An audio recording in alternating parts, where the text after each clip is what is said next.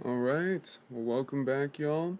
We're gonna jump into our second day of reading Holes by Louis Sacher. I'm just gonna dive right in. We're on page 7, beginning of their chapter, subchapter 5. All right. There were 6 large gray tents, and each one had a black letter on it: A, B, C, D, E, or F. The first 5 tents were for the campers. The counselors slept in F. Stanley was assigned to D tent. Mr. Pendanski was his counselor. My name is easy to remember, said Mr. Pendanski as he shook hands with Stanley just outside the tree. 3 easy words: pen, dance, key. Mr. Sir returned to the office. Mr. Pendanski was younger than Mr. Sir, and not nearly as scary looking. The top of his head was shaved so close it was almost bald, but his face was covered in a thick, curly black beard.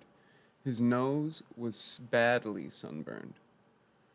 Mr. Sir isn't really so bad, said Mr. Pendanski.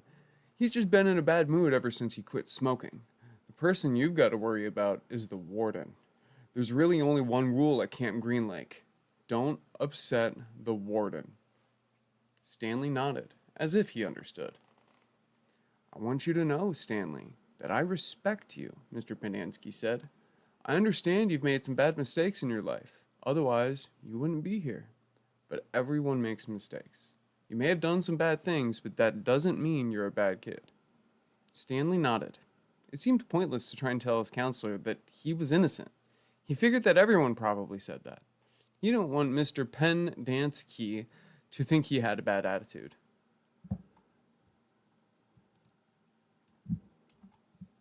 I'm going to help you turn your life around, said his counselor. But you're going to have to help, too. Can I count on your help? Yes, sir, Stanley said. Mr. Pendanski said, Good, and patted Stanley on the back. 2 boys, each carrying a shovel, were coming across the compound.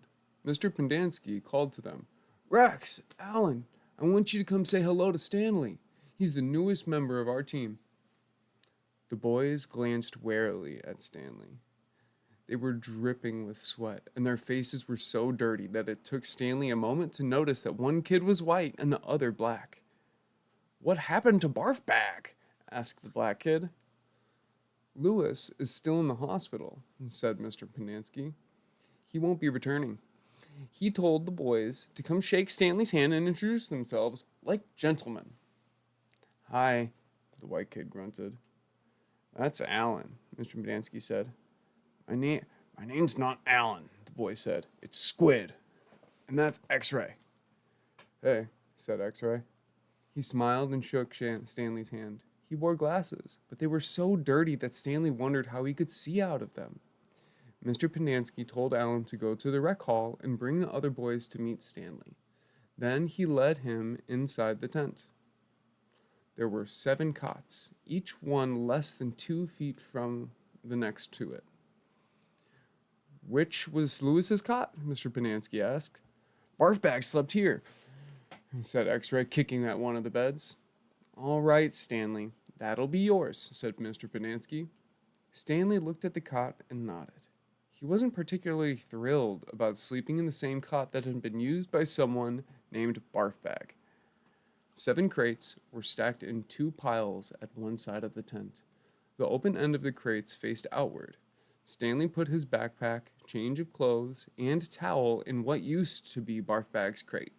It was at the bottom of the stack that had 3 in it. Squid returned with 4 other boys. The first 3 were introduced by Mr. Pendanski as Jose, Theodore, and Ricky. They called themselves Magnet, Armpit, and Zigzag. They all have nicknames, explained Mr. Pendanski. However, I prefer to use the names their parents gave them, the names that society will recognize them by when they return to become useful and hard-working members of society. It ain't just a nickname, X-Ray told Mr. Pendanski. He tapped the rim of his glasses. I can see you, Mom. You've got a big fat heart. The last boy either didn't have a real name, or else he didn't have a nickname. Both Mr. Pendanski and X-Ray called him Zero. You know why his name's Zero? Asked Mr. Padansky. Because there ain't nothing inside his head. He smiled and playfully shook Zero's shoulder. Zero said nothing. And that's Mom, the boy said. Mr. Pendansky smiled at him. If it makes you feel better to call me Mom, Theodore, go ahead and call me Mom. He turned to Stanley. If you have questions, Theodore will help you. You got that, Theodore? I'm depending on you. Theodore spit a thin line of saliva between his teeth, causing some of the other boys to complain about the need to keep their home sanitary.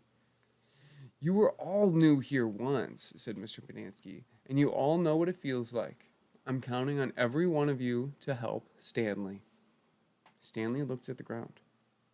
Mr. Padansky left the tent, and soon the other boys began to file out as well, taking their towels and change of clothes with them. Stanley was relieved to be left alone, but he was so thirsty he felt as if he could die if he didn't get something to drink soon. Hey, Theodore, he said, going after him. Do you know where I can fill my canteen? Theodore whirled and grabbed Stanley by his collar.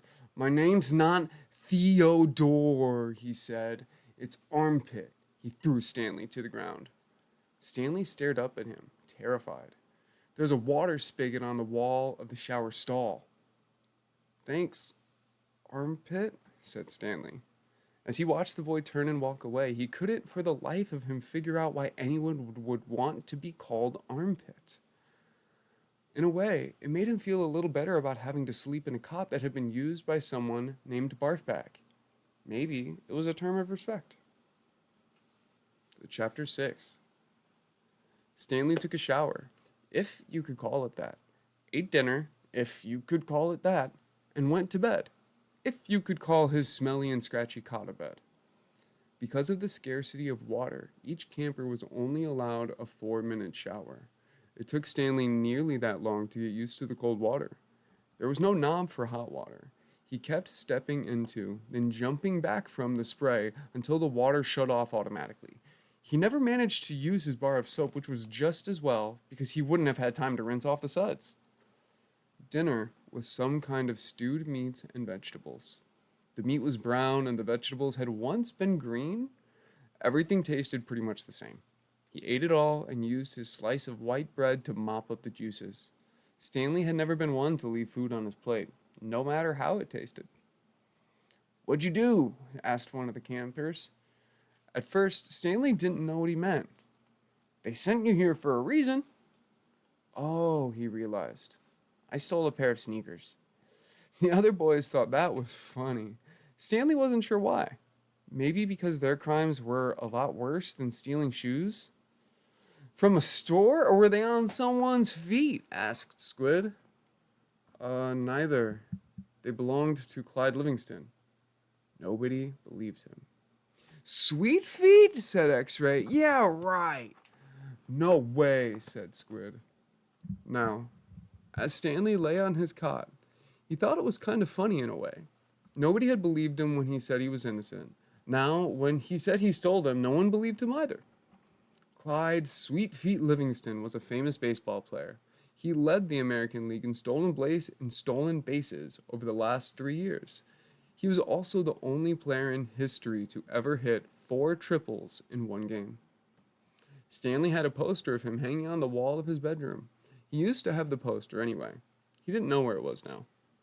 It had been taken by the police and used as evidence of his guilt in the courtroom. Clyde Livingston also came to court. In spite of everything, when Stanley found out that Sweet Feet was going to be there, he was actually excited at the prospect of meeting his hero. Clyde Livingston testified that they were his sneakers and that he had donated them to help raise money for the homeless shelter. He said he couldn't imagine what kind of horrible person would steal from homeless children. That was the worst part for Stanley. His hero thought he was a no-good, dirty, rotten thief. As Stanley tried to turn over on his cot, he was afraid it was going to collapse under all his weight. He barely fit in it. When he finally managed to roll over on his stomach, the smell was so bad that he had to turn over again and try sleeping on his back. The cot smelled like sour milk. Though it was night, the air was still really warm. Armpit was snoring 2 cots away. Back at school, a bully named Derek Doone used to torment Stanley. The teachers never took Stanley's complaints seriously because Derek was so much smaller than Stanley. Some teachers even seemed to find it amusing that a little kid like Derek could pick on someone as big as Stanley. On the day Stanley was arrested, Derek had taken Stanley's notebook and, after a long game of come and get it, finally dropped it in the toilet in the boys' restroom. By the time Stanley retrieved it, he had missed his bus and had to walk home. It was while he was walking home, carrying his wet notebook with the prospect of having to copy the ruined pages, that the sneakers fell from the sky. I was walking home and the sneakers fell from the sky, he told the judge. One hit me on the head. It had hurt too. They hadn't exactly fallen from the sky. He had just walked out from under a freeway overpass when the shoe hit him on the head. Stanley took it as some kind of sign. His father had been trying to figure out a way to recycle old sneakers, and suddenly a pair of sneakers fell on top of him, seemingly out of nowhere, like a gift from God. Naturally, he had no idea and no way of knowing they belonged to the Clyde Livingston. In fact, the shoes were anything but sweet. Whoever had worn them had had a bad case of foot odor. Stanley couldn't help but think that there was something special about the shoes, that they would somehow provide the key to his father's invention. It was too much of a coincidence to be a mere accident.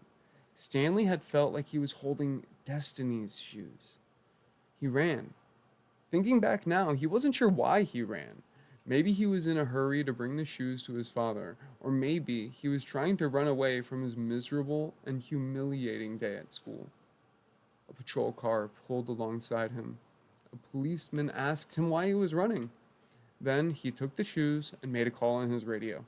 Shortly thereafter, Stanley was arrested. It turned out the sneakers had been stolen from a display at the homeless shelter. That evening, rich people were going to come to the shelter and pay $100 to eat the food that the poor people ate every day for free. Clyde Livingston, who had once lived at the shelter when he was younger, was going to speak and sign autographs. His shoes would be auctioned, and it was expected that they would sell for over $5,000. All that money would go to help the homeless.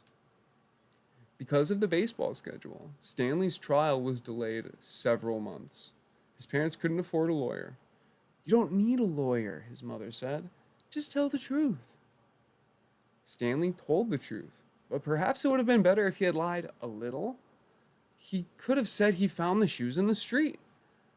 No one believed they fell from the sky. It wasn't destiny, he realized.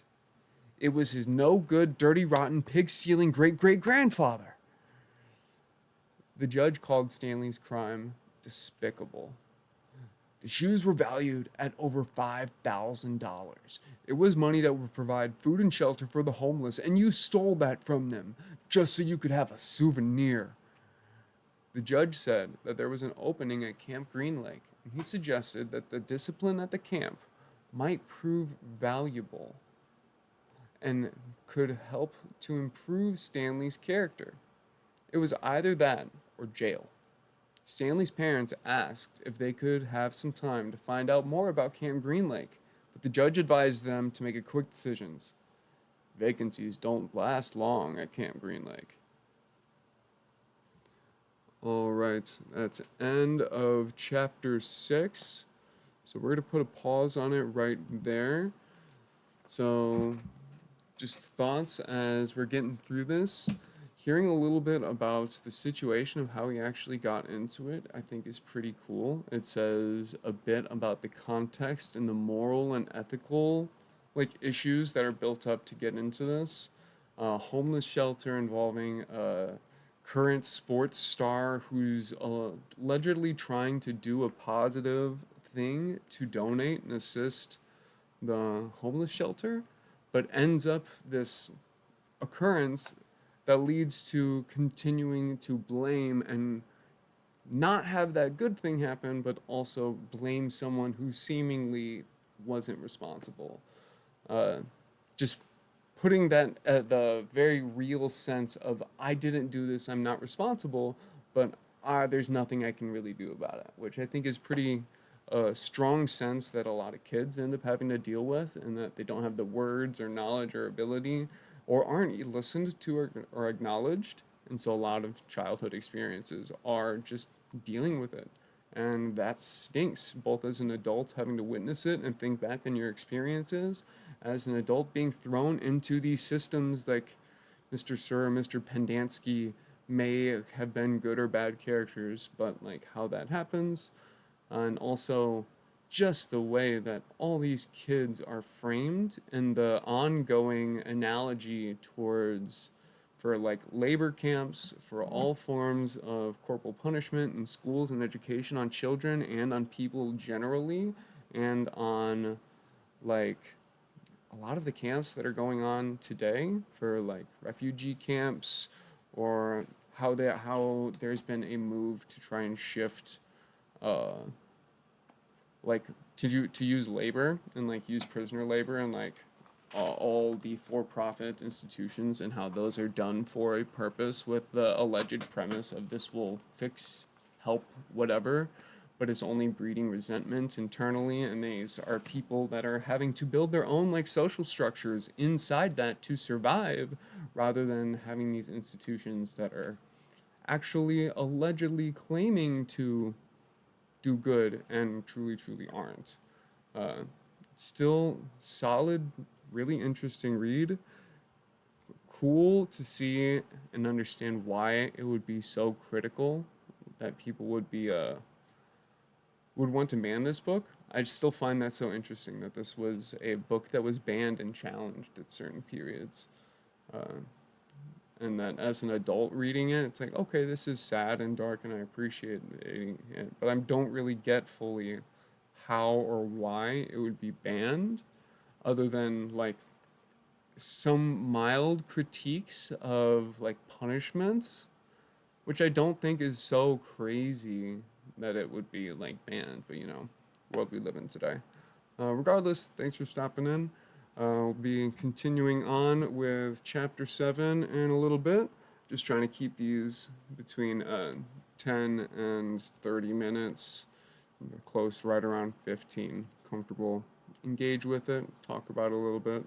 So give it a like, give it a subscribe. Thanks for stopping in, y'all. Give me any thoughts, ideas, recommendations, and have a great day.